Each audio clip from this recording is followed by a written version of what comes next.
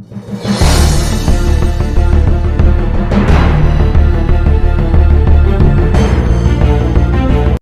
B C کی تحقیقات میں یہ سامنے آیا ہے کہ گیس فلیرنگ کی وجہ سے فضا میں ہونے والی زہریلی آلودگی لاکھوں لوگوں کی جانوں کو اس سے کہیں زیادہ خطرے میں ڈال رہی ہے، جس کا پہلے خدشہ تھا۔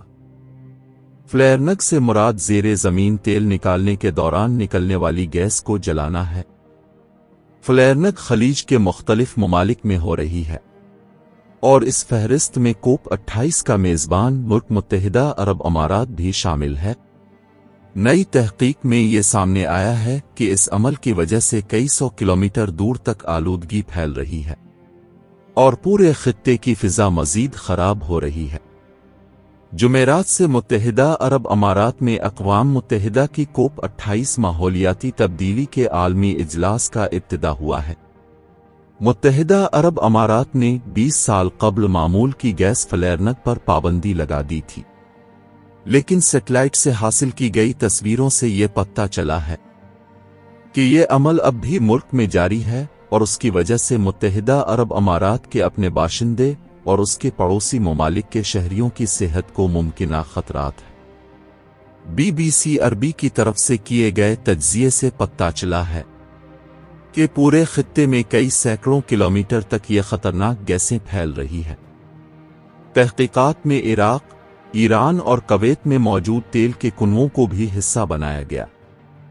تمام ممالک نے تو اس پر تبصرہ کرنے سے انکار کر دیا، جواب ہی نہیں دیا۔ شیل اور BP، سابق برٹش پیٹرولیم آئل کمپنیاں ان مقامات کی مکمل جزوی طور پر ذمہ دار ہیں جہاں فلیرنگ ہو رہی ہے۔ ان کا کہنا ہے کہ وہ فلیرنگ کے عمل کو کم کرنے کی کوشش کر رہے ہیں۔ پیر کو BBC ایسے دستاویز منظر عام پر لایا تھا جس میں یہ بتایا گیا تھا کہ متحدہ عرب امارات اقوام متحدہ کی ماحولیاتی تبدیلی کی کانفرنس کی میزبانی کا فائدہ اٹھا کر نئے تیل اور گیس کے معاہدے کرنا چاہ رہا ہے۔ عالمی بینک کے اعداد و شمار کے مطابق دنیا میں روس کے بعد عراق میں سب سے زیادہ فلیرنگ ہوتی ہے۔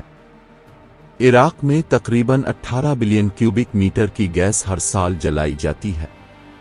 اس سے یورپ میں سالانہ 2 کروڑ گھروں کو بجلی دی جا سکتی ہے۔ عراق کی رمیلا آئل فیلڈ وہ واحد تیل کا کنواں ہے جہاں عالمی سطح پر سب سے زیادہ فلیرنگ ہوتی ہے۔ اس کے انتظامات BP اور پیٹرو چائنا سنبھالتے ہیں۔ یہ جنوبی عراق میں کویت کی سرحد سے 30 کلومیٹر دور واقع ہے۔ BBC کی تحقیق سے یہ بات واضح ہوئی ہے کہ شمالی کویت کی فضا میں کینسر پیدا کرنے والا کیمیائی جز بینزوئیپائرین کی بڑی مقدار موجود ہے۔ یہ مقدار یورپی سیفٹی سٹینڈرڈ میں بتائی گئی مقدار سے 10 گنا زیادہ ہے۔ فلیرنگ والے تیل کے کنووں کے قریب واقع عراقی گاؤں کی فضا میں بھی PM2.5 کی مقدار بہت زیادہ ہے۔ ہر گھنٹے میں اس کی بلند ترین مقدار 100 مائکرو گرامز پر کیوبک میٹر ہو جاتی ہے۔ WHO کی جانب سے بتائی گئی محفوظ حد 5 سے 10 مائکروگرامز پر کیوبک میٹر ہے۔ 100 کلومیٹر دور کویت شہر میں بھی یہ حد عبور ہو رہی ہے۔ خلیجی ممالک میں آلودہ فضا کی وجہ زیادہ تر معمول کے ریت کے طوفان کو ٹھہرایا جاتا ہے، لیکن ڈاکٹر براق احمد اس سے اتفاق نہیں کرتے۔ وہ ہارورڈ یونیورسٹی کے TH چن سکول آف پبلک ہیلتھ کے ریسرچ فیلو ہیں۔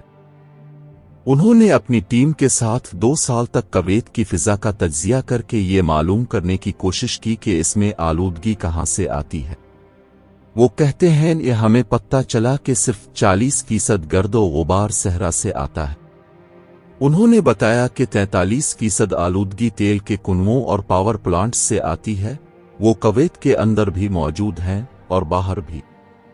ان کی ٹیم کا کہنا ہے کہ باقی کی آلودگی ٹریفک سے آتی ہے۔ ڈاکٹر براق نے BBC کو بتایا یہ انسان کی پیدا کی ہوئی آلودگی ہے جس پر ہم قابو پا سکتے ہیں، اسے کم کر سکتے ہیں، در حقیقت ہم اسے ختم کر سکتے ہیں۔ ڈاکٹر براق نے کہا کہ PM2.5 والی فضا میں سانس لینے والے کے خون میں شامل ہو جاتا ہے اور جلد ہی اعضاء تک پہنچ جاتا ہے۔ انہوں نے کہا کہ یہ آپ کے گردوں، دماغ، دل ہر جگہ پہنچ سکتا ہے۔ اس کی وجہ سے آپ کو دمے کا دورہ ہو سکتا ہے اور کسی وقت یہ جان لیوا بھی بن سکتا ہے۔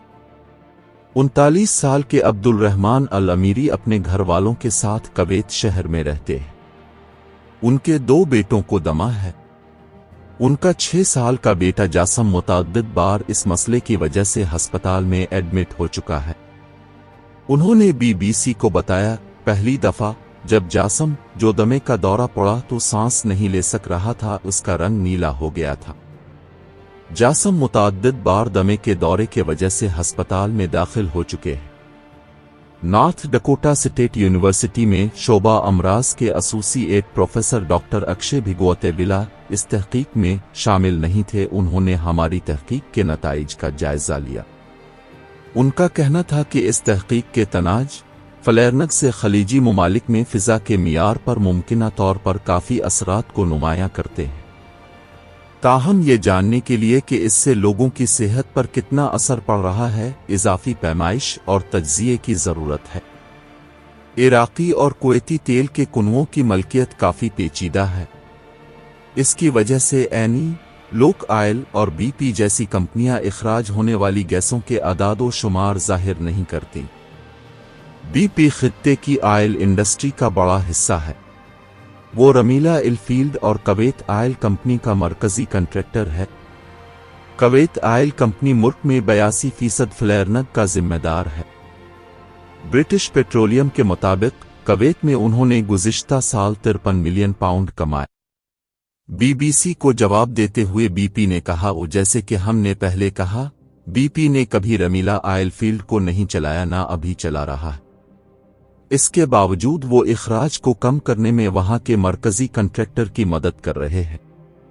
رمیلا الفیلڈ کو رمیلا آپریٹنگ آرگنائزیشن چلاتی ہے، جو مختلف تنظیموں کا کنسورشیم ہے۔